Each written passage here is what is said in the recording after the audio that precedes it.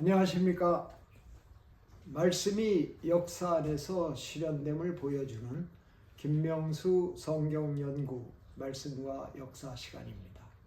오늘은 1강 3편으로 마태복음 24장을 완결하는 방송이 되겠습니다. 제목은 세상 끝의 징조와 재림입니다. 본방송을 하기 전에 복전사 활동에 참가하기를 권유합니다. 복전사라는 말은 복음을 전파하는 사람들의 약칭입니다. 모든 성도님께서 복전사, 즉 복음을 전파하는 사람들의 무리가 되실 것을 당부합니다. 여러분께서 본 방송을 시청하신 후 가족, 친지, 친구, 그리고 다른 성도님 등 가까운 분들과 이 방송을 공유하시고 또는 다른 성경 말씀도 좋습니다. 복전사 활동에 참가할 것을 권유하여 주십시오. 우리가 해외 선교사, 사역자가 아니며 어려운 선교 등을 직접 할 수는 없으나 복전사 활동을 통하여 우리도 가장 손쉬운 방법으로 선교를 할 수 있습니다. 주님께서 우리를 향하여 당부하시는 말씀입니다. 믿음으로 구원받은 성도님들께서 꼭 하실 사명이라고 한다면 복음을 전파하는 일입니다. 복전사 활동을 하시는 일입니다. 감사합니다. 세상 끝의 징조와 재림, 마태복음 24장의 완결편입니다. 이 세상은 끝이 있습니까? 어떻게 그 끝이 오는 것을 알 수 있습니까? 그리고 그 끝에는 무슨 일이 일어납니까? 오늘 마태복음 24장 연구를 통하여 함께 그 답을 찾아보겠습니다. 마태복음 24장은 왜 가장 중요한 말씀의 장일까요? 그것은 예수님의 재림에 관한 장이기 때문입니다. 그리스도인들에게 가장 큰 소망이 있다면 그것은 주님께서 재림하실 때에 살아서 또는 부활하여 불멸의 영원한 몸으로 변화되어 주님과 함께 하늘에 가는 것이 아닐까요? 고린도전서 15장 19절 말씀에는 만일 그리스도 안에서 우리의 바라는 것이 다만 이 생뿐이면 모든 사람 가운데 우리가 더욱 불쌍한 자리라. 바울께서 성도의 소망이 이 생뿐으로 끝난다면 우리의 모든 것이 허사가 되어 우리는 가장 불쌍한 자라는 말씀으로 부활과 재림의 절대 중요성을 설파하신 말씀입니다.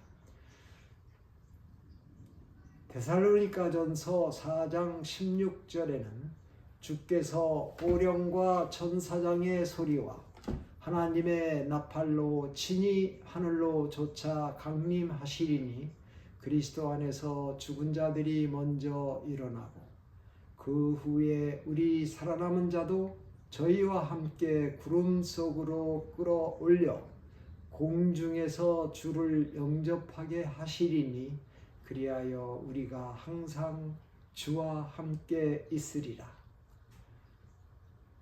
예수께서 재림하실 때의 광경과 믿음을 지킨 성도들이 어떻게 주를 맞이하는가를 정확하게 묘사한 말씀입니다. 감격스러운 말씀입니다. 우리를 행복하게 하여 주는 말씀입니다. 재림의 약속은 실언이 없으신 주님의 약속입니다. 요한복음 14장 1절에는 너희는 마음에 근심하지 말라.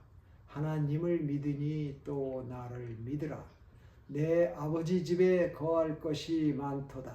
그렇지 않으면 너희에게 일렀으리라. 내가 너희를 위하여 처소를 예비하러 가노니 가서 너희를 위하여 처소를 예비하면 내가 다시 와서 너희를 내게로 영접하여 나 있는 곳에 너희도 있게 하리라. 재림의 약속입니다. 예수의 말씀을 이해하지 못하고 근심에 쌓인 제자들을 위로하신 주님의 약속입니다. 유다의 배반, 베드로의 3번 부인, 믿음 부족과 상황을 이해하지 못하고 어리둥절하고 근심하는 제자들, 그리고 십자가의 희생 제물이 되심을 목전에 두신 주님께서 우리 모두에게 약속하신 우리의 가장 큰 소망의 말씀입니다.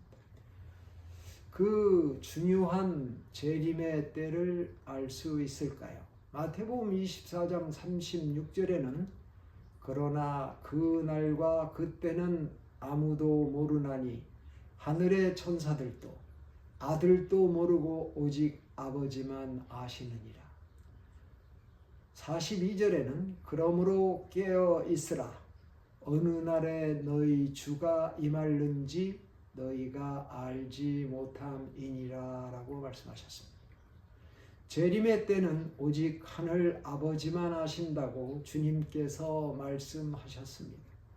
그러면 모르는 대로 살아가라는 말씀인가요? 아닙니다. 이 너무 중요한 날을 준비하기 위해서 재림 직전까지의 징조들을 예언으로 우리에게 주셨습니다. 우리는 예수께서 주신 징조들로 그 날을 분별할 수 있습니다. 마태복음 24장 32절 33절은 무화과 나무의 비유입니다. 무화과 나무의 비유를 배우라. 그 가지가 연하여지고 잎사귀를 내면 여름이 가까운 줄을 아나니 이와 같이 너희도 이 모든 일, 즉 세상 끝의 징조입니다. 이 모든 일을 보거든 인자가 가까이 곧 눈앞에 이른 줄을 알라. 실물교훈으로 말씀하신 무화과 나무의 변화에서 여름이 가까운 줄을 알 수 있듯이 주님께서 예언하신 세상 끝의 징조들을 살피면 재림의 때를 쉽게 알 수 있도록 하셨습니다. 예수께서 승천 후부터 이제까지 역사 안에서 실현되어 있는 그 징조들을 다음에서 함께 알아보십시다. 세상 끝의 징조 첫 번째, 그리스도를 미혹하는 거짓 그리스도, 거짓 선지자들이 나타납니다. 마태복음 24장 4절에 말씀하셨습니다. 예수께서 대답하여 가라사대 너희가 사람의 미혹을 받지 않도록 주의하라. 많은 사람이 내 이름으로 와서 이르되 나는 그리스도라 하여 많은 사람을 미혹해 하리라. 우리는 현재 세계 도처에서 거짓 그리스도의 출현과 그에 관한 기사를 보며 많은 사람들이 그 미혹을 받고 있음을 목격하면서 살아가고 있지 않습니까? 심지어 내가 창조자라고 외치는 자가 있음도 보도되고 있는 실정입니다. 세상 끝에 징조 두 번째를 보시고 전쟁과 전쟁의 소문입니다. 마태복음 24장 6절에는 난리와 난리 소문을 듣겠으나 너희는 삼가 두려워 말라.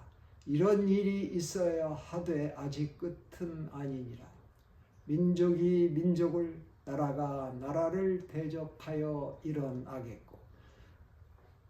다음 자료를 보시면 이 예언의 말씀이 그대로 이루어지고 있음을 우리가 알 수 있습니다. 지난 20년 동안의 전쟁에 의한 사망자 수 변화를 여러분들과 같이 함께 보시겠습니다. 자료 원천은 업살라 Conflict Data Program, 발표는 outworldindata.org입니다. 2003년부터 2011년까지 연평균 약 4만 6천 명이 죽었습니다. 그런데 2012년부터 2020년 같은 8년 동안 연평균 약 10만 8천 명이 죽었습니다. 108%가 증가한 것입니다. 그런데 2021년부터 2023년까지는 연평균 약 23만 3천 명이 죽었습니다. 116%가 증가한 것입니다. 근련에도 아프간, 이라크, 우크라이나 전쟁을 보셨으며 도처에서 전쟁이 계속되고 있음을 우리는 알 수 있습니다. 예수님께서 말씀하신 전쟁과 전쟁 예언이 그대로 실현되고 있습니다.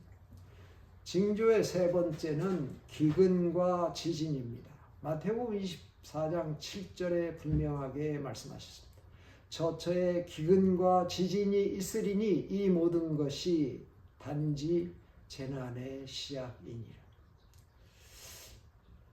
이 자료는 National Earthquake Information Center에서 발표한 것입니다.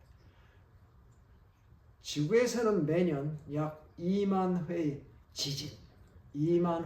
지진이 일어나고 있으며 연 약 55회의 지진이 발생한다고 보고하고 있습니다. 또한 기록에 의하면 지난 40년에서 50년 동안에 주요 지진의 장기 평균 기록을 약 12배 초과하는 발생이 있었다고 보고하였습니다.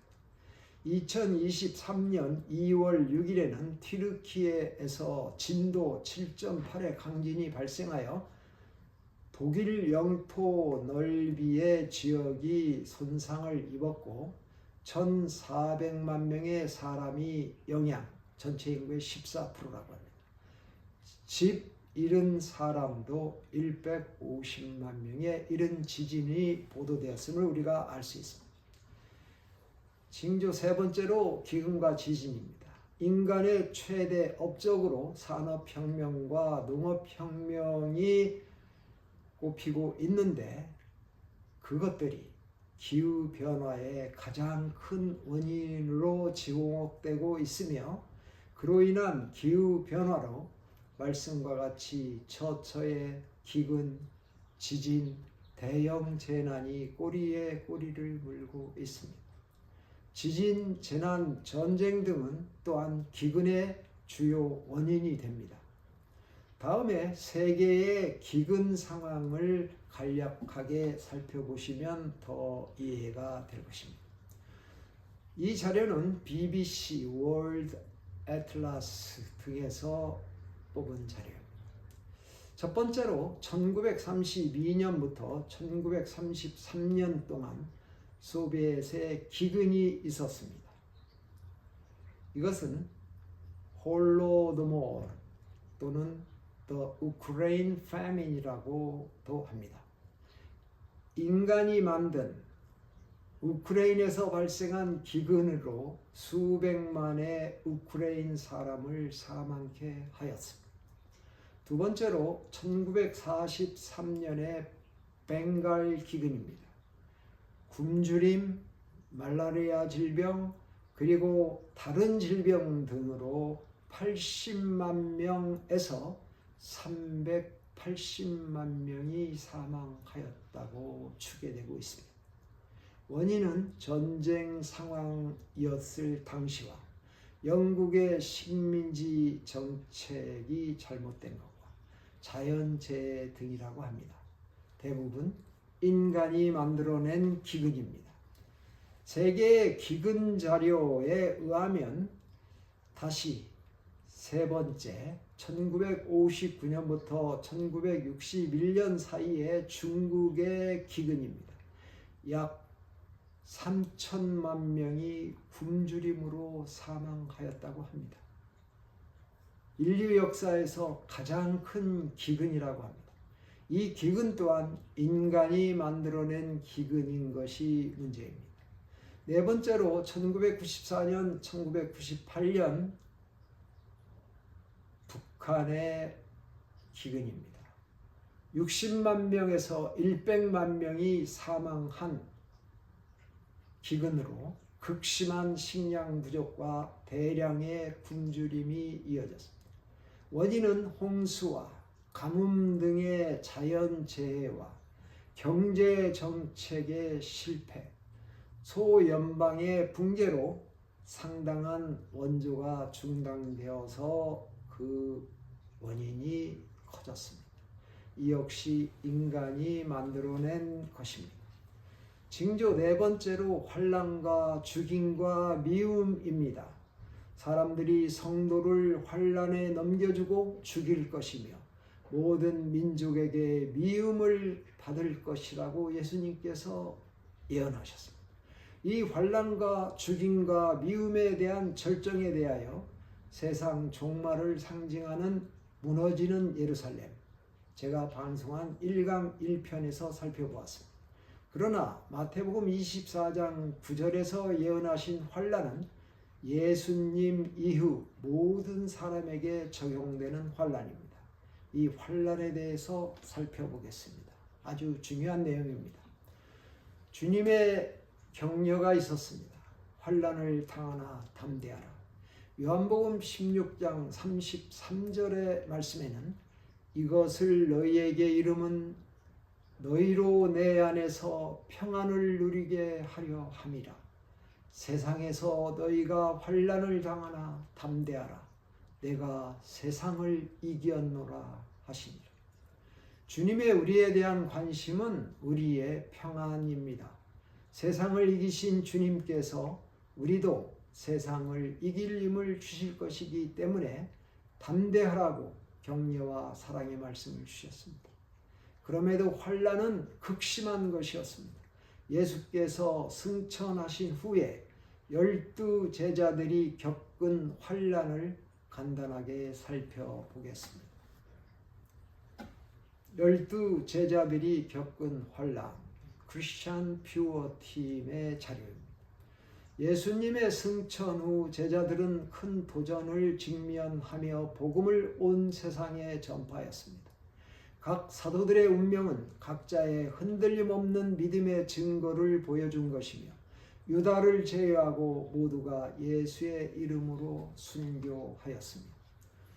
12 제자들이 겪은 환난, 유다는 제자들 가운데 첫 번째로 죽은 자였는데 자신의 행동의 결과였고 요한은 마지막으로 죽은 자로 긴 수명을 누린 후에 죽었습니다. 제자들은 그들의 사명에 심오한 책임을 다했습니다.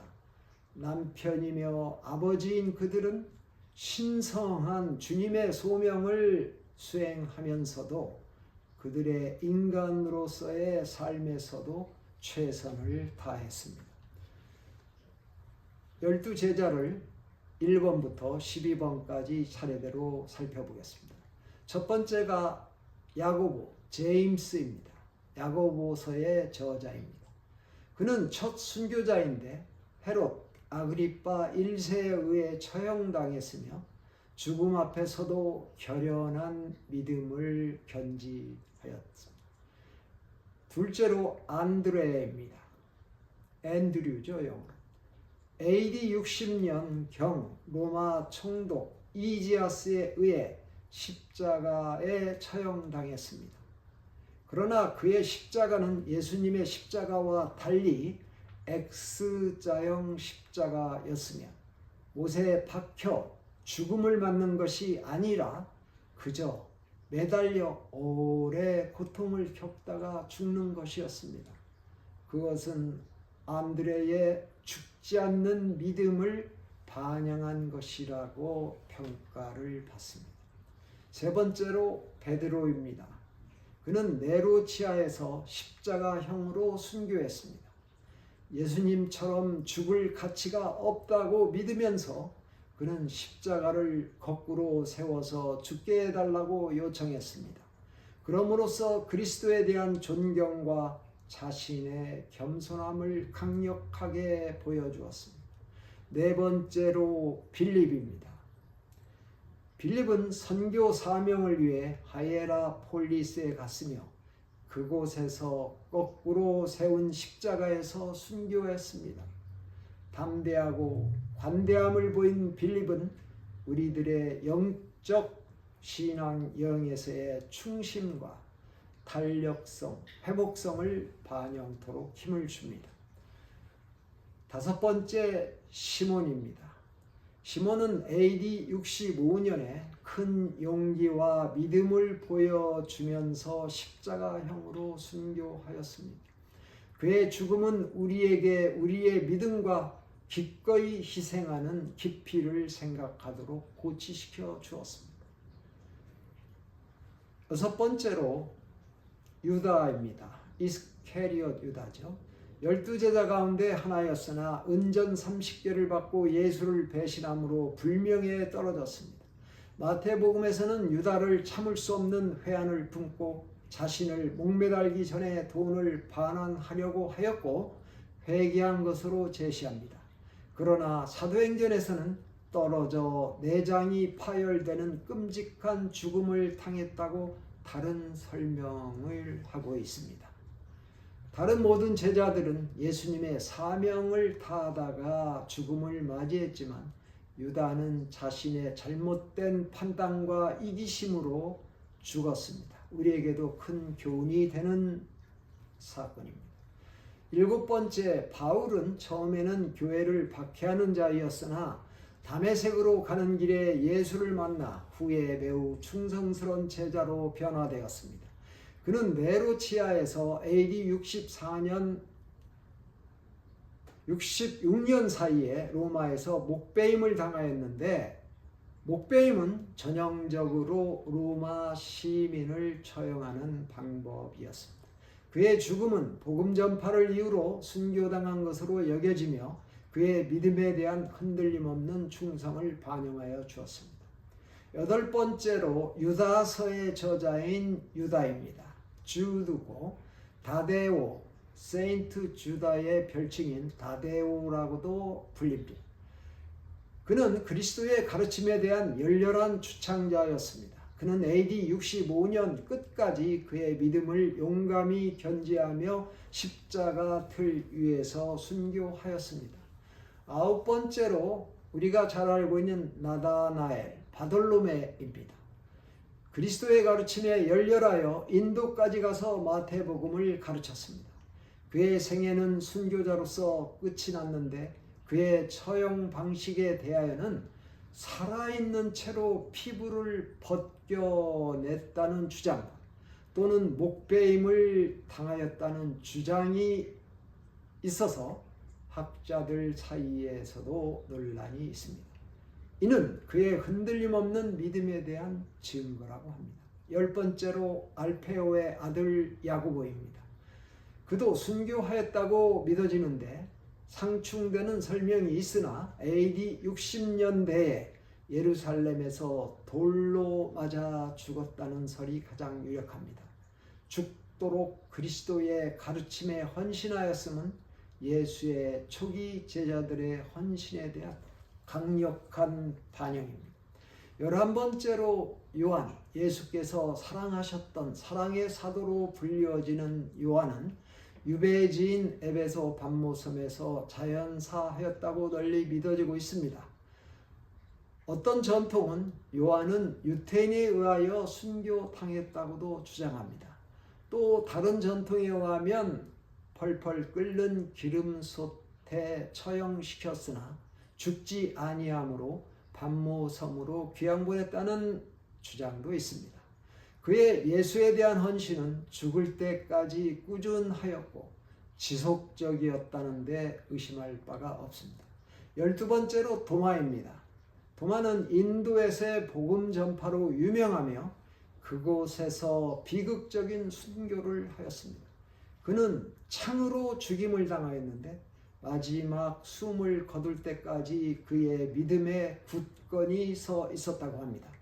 인도의 밀라포어시, The City of 밀라포어는 전통적으로 성 도마가 묻혀 최후의 쉼을 얻은 것으로 인정되고 있습니다. 그런데 우리가 생각해 볼 게 있습니다. 제자들의 충성과 담대함은 어디서 왔는가입니다.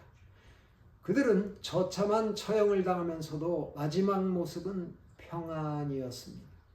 주님께서 주신 담대함으로 흔들림 없는 믿음으로 순교하였습니다. 그들은 십자가에서 세상을 이기시고 사흘 만에 부활하셔서 그들과 함께 하신 후 승천하신 그리스도를 직접 목격한 사람들이었고 부정할 수 없는 그리스도의 능력을 직접 경험한 자들이었기 때문이라고도 볼 수 있을 것입니다. 주님께서 이 땅을 걸으신 후의 순교자 수. AD 34년에 스데반의 순교에 의하여 유대인을 위한 마지막 은혜의 시간이 끝났습니다. 그 후 이어진 제자들의 순교는 오직 순교 역사에서 그 장대한 시작일 뿐이었습니다. 예수께서 이 땅을 걸으신 이후 자신의 믿음을 지키기 위하여 순교한 순교자의 수는 무려 7천만 명이라고 크리스찬 투데이에 발표되었습니다. 7천만 명. 중요한 내용을 간단히 살펴보면 나치 독일에서 조직적으로 그리스도인을 죽인 수는 100만 명. 러시아 혁명 동안에 러시아에서 1917년부터 1950년 동안 150만 명. 중국에서 1898년, 1900년 동안 적어도 20만 명, 1950년에서 1980년 동안 70만 명 등이 그 일부입니다.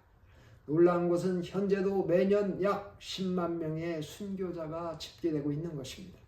우리에게는 순교도, 해외 선교도 먼 일일지 모르지만 복음을 전파하는 사람들, 즉 복전사의 활동은 쉽게 할 수 있지 않겠습니까? 함께 활동하십시다. 징조 5번째로 시험과 미움과 불법 등으로 사랑이 식어집니다.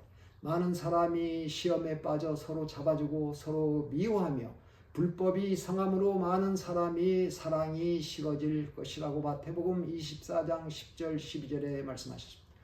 불법과 그로 인한 사람의 사랑이 식어짐은 이제도 진행되고 있으며 머지않아 더 크게 일어날 무서운 상황입니다. 징조 6번째로 천국 복음이 온 세상에 전파된다고 하셨습니다. 천국 복음이 온 세상에 전파될 것인가 그제야 끝이 온다고 마태복음 24장 14절에 예수님께서 직접 말씀하셨습니다.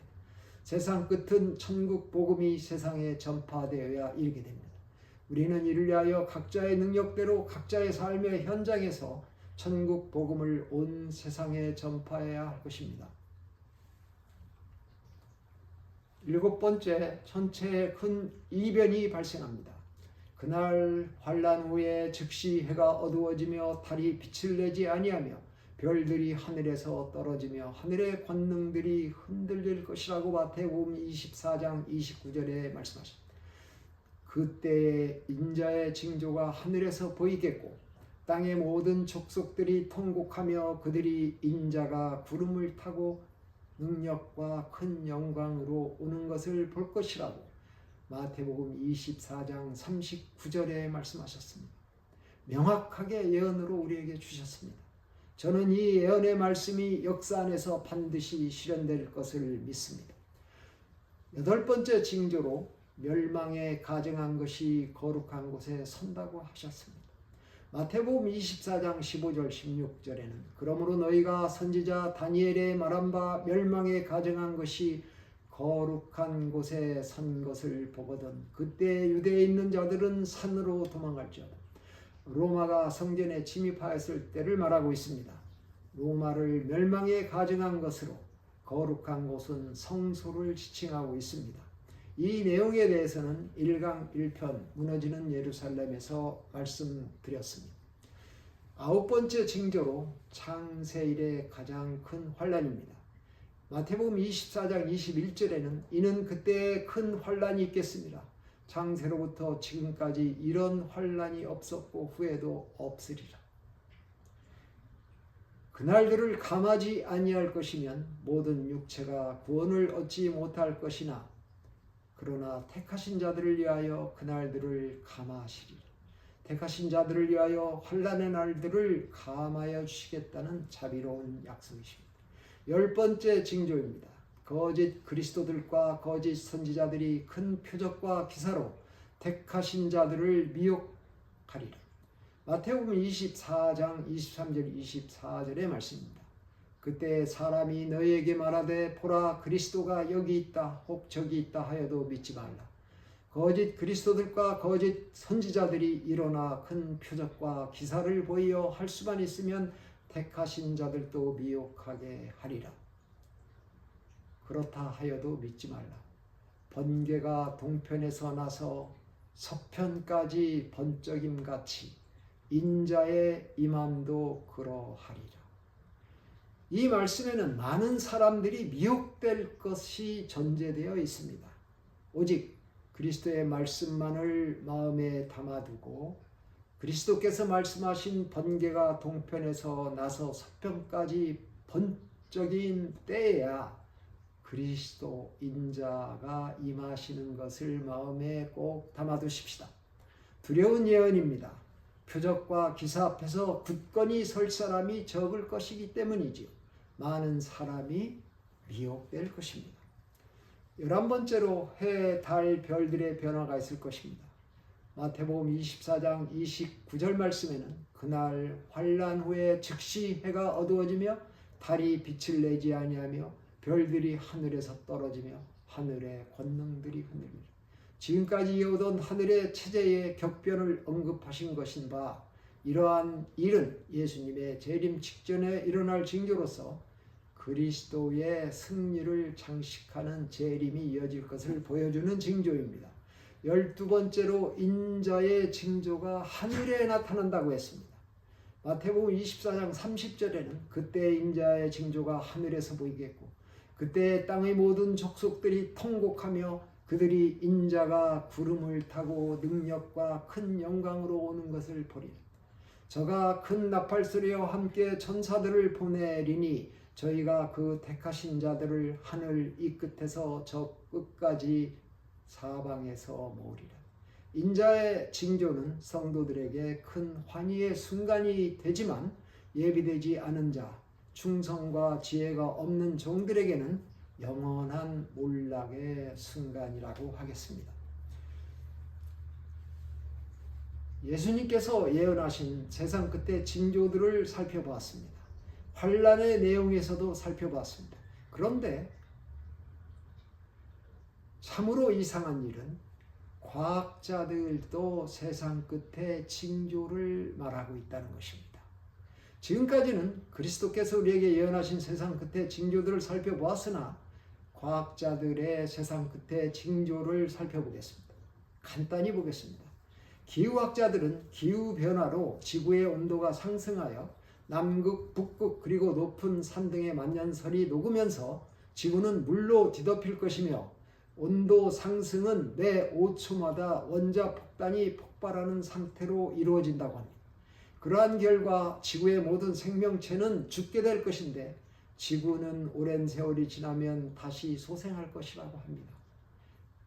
그들이 예상하기로는 지금부터 50년에서 70년 사이에 지구의 생명체는 모두 사라질 것이라고 합니다. 진화론자들도 세상 끝의 징조에 대하여 말하고 있습니다. 지구상의 생물은 그 다양성에 의해서 유지되는데 그 다양성이 현재 80%로 떨어졌으며 60%로 떨어지면 지구의 모든 생물이 죽게 될 것이라고 합니다. 현재 추세가 계속되면 향후 60년에서 70년이 경과하면 다양성이 60%로 떨어질 것이 예측되므로 그때에 세상 끝이 올 것이라고 합니다. 여기에서 한번 생각해 볼 일은 100%의 다양성에서 80%, 60%로 떨어지면 모든 생물이 죽는다고 진화론자는 말하고 있습니다. 그렇다면 어떻게 이 지구상에 생물들이 하나하나 생겨났겠습니까? 참으로 모순되는 말입니다. 세상 끝에 사람들이 해야 할 일을 말씀드리겠습니다. 하나님께서 창조하신 우리 지구를 우리가 잘못 사용하여 지구도 그 끝이 다가오고 있습니다. 더불어 살아가야 할 이 세상에서 나만 잘 살겠다는 이기심이 그 원인일 수도 있겠지요. 요한계시록 14장 7절에 세상 끝에 사람들이 해야 할 일을 말씀하셨습니다. 하나님을 두려워하며 그에게 영광을 돌리라. 이는 그의 심판하실 시간이 이르렀음이니 하늘과 땅과 바다와 물들의 근원을 만드신 이, 즉 창조주입니다. 를 경배하라 하더라. 사람들이 하나님을 두려워하지 아니하고 심판이 없다고 주장하고 그래서 창조주를 경배하지 않기 때문에 주신 경고의 말씀입니다. 우리들이 꼭 해야 할 일을 2000년 전에 말씀하셨습니다. 주님께서 염려하신 환난과 그 실체입니다. 마태복음 24장 9절에 그때 사람들이 너희를 환난에 넘겨주겠으며 너희를 죽이리니 너희가 내 이름을 위하여 모든 민족에게 미움을 받으리라. 21절입니다. 이는 그때에 큰 환난이 있겠습니다. 그리스도께서는 마태복음 24장 전장을 통하여 여러 번의 환난을 언급하셨는데 이 환난이 그리스도인들에게 큰 어려움을 줄 것이므로 이를 염려하시고 격려하시고 이길 힘을 주시기 위함이었습니다. 요한복음 16장 33절을 다시 읽어드리겠습니다. 이것을 너희에게 이름은 너희로 내 안에서 평안을 누리게 하려 함이라. 세상에서는 너희가 환난을 당하나 담대하라. 내가 세상을 이겼노라 하시니라. 우리가 담대해져서 평안한 삶과 죽음을 맞이하고 주님께서 세상을 이기셨듯이 우리도 이기시기를 간곡히 당부하시는 말씀입니다. 요한복음 14장 3절의 말씀. 내가 다시 오리라. 항상 주와 함께 우리가 있을 것을 말씀하셨습니다. 가서 너희를 위하여 처소를 예비하면 내가 다시 와서 너희를 내게로 영접하여 나 있는 곳에 너희도 있게 하리라. 데살로니가전서 4장 16절입니다. 주께서 호령과 천사장의 소리와 하나님의 나팔로 친히 하늘로 쫓아 강림하시리니 그리스도 안에서 죽은 자들이 먼저 일어나고 그 후에 우리 살아남은 자도 저희와 함께 구름 속으로 끌어올려 공중에서 주를 영접하게 하시리니 그리하여 우리가 항상 주와 함께 있으리라. 예수님 재림의 시간을 아주 자세히 구체적으로 말씀하셨습니다. 이러한 일은 역사 안에서 마지막 날에 꼭 이루어질 것임을 저는 믿습니다. 오늘은 마태복음 24장 연구 완결 편입니다. 이상으로 1강 1편 무너지는 예루살렘, 1강 2편 제1차 유대 로마 전쟁, 1강 3편 재림과 세상 끝의 징조를 마치게 되겠습니다. 3편으로 구성된 마태복음 24장 연구를 마치겠습니다. 시청해 주셔서 대단히 감사합니다. 제 방송뿐만 아니라 주님을 증거하는 모든 말씀을 다른 분들, 적어도 10분 이상에게 전파하시는 복전사 활동에 꼭 참여합시다. 마태복음 23장과 25장도 전체가 하나의 묶음이 되어 세상 마지막 때에 일어날 일들을 우리가 배우게 됩니다. 많이 시청해 주시기 바랍니다. 다시 배울 때까지 주님의 평안을 간구합니다.